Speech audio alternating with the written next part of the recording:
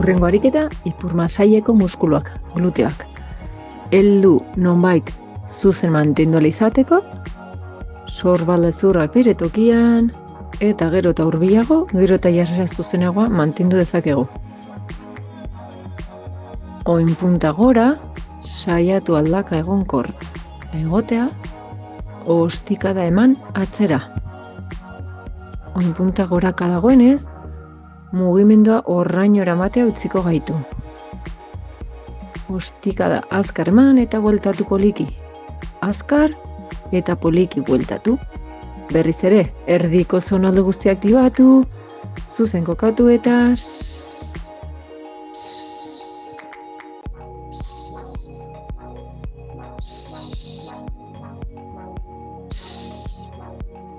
hau, erresistentzia gutxi bada, erabili gomak.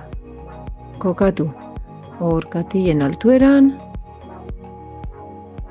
eta erresistentzia jartzen dugu modu honetan.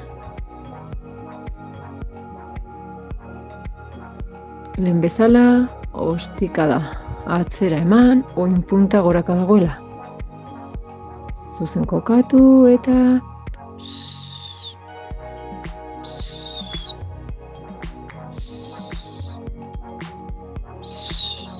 lana ipurdian, ipurmasaileko muskuluetan nabaritu behar da.